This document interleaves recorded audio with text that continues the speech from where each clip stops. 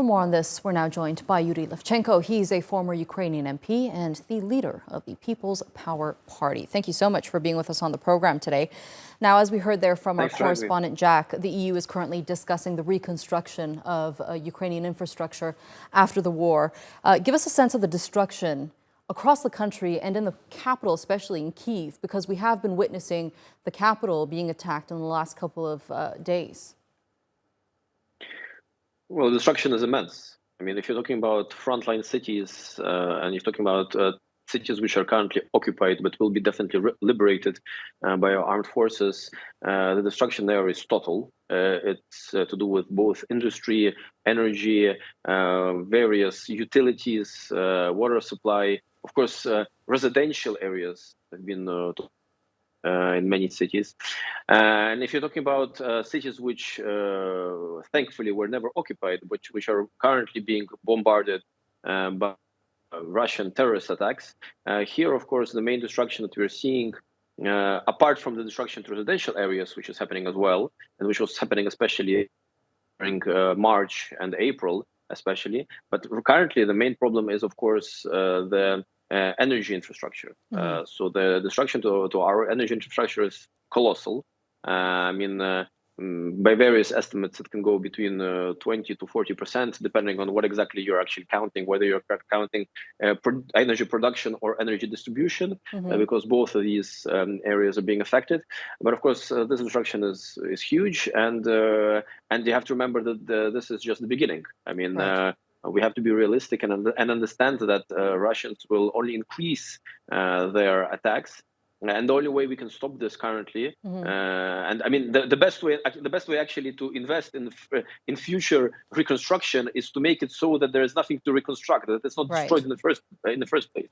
So if we are provided with the relevant air defense systems, then this, of course, can be greatly helped. And and that's exactly what Zelensky mentioned during his speech addressing the EU during that summit. I want to talk now a bit about the dirty bomb allegations that Russia has made, saying that Ukraine is going to launch a dirty bomb and scatter radioactive material across the country. Do you think that Russia is using this to potentially cross that nuclear line? Well, this allegation, of course, is totally ridiculous. You have to realize that we are fighting on our land, and it doesn't make any sense whatsoever for us to contaminate our own land, especially considering the fact that any dirty bomb, were to be used, it doesn't have the means to deliver. We don't have the means to deliver any such bomb very far away, even if we had it. So we'll end up using it in our unoccupied areas. Well, this is ridiculous, of course. So this definitely is in nowhere even on the radar of our military. We do not plan or have any thoughts even about this. So there's a couple of reasons why Russia may be saying this. Number one is they may be planning something like this themselves. I mean, this is their widespread tactic over many years, I would even say centuries, where they claim that their enemies are about to do something really hideous when they themselves are about to do that. So they create these false flag operations, and this has been their modus operandi throughout their history as a state, as an empire. Another reason why they may be saying this is to distract their own populace, distract their population from a terrible mobilization, which is already producing hundreds of casualties in their army and people coming back in coffins.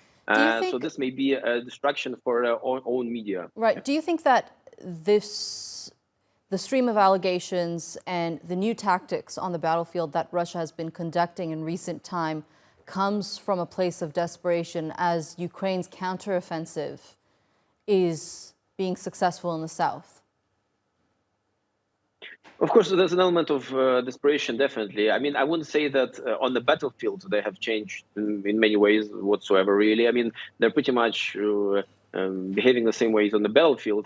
The only difference is that they're using their freshly mobilized recruits as a cannon fodder. I mean, people which only had about a couple of days training are being sent currently at the front and are dying in their hundreds. That can be a new tactic, so to speak, if you can call it a tactic. What is definitely new over the past couple of weeks started targeting our energy infrastructure. This was to be expected, to be honest. And those of us in Ukrainian politics, which were more realistic, warned the government that this was about to happen, of course, and the relevant preparations were to be made. But it didn't. It hasn't happened like a month ago or before that. I mean, at such an extent. So this is new, and this is obviously made in order to force Ukraine to surrender and agree to terms which are unfavorable.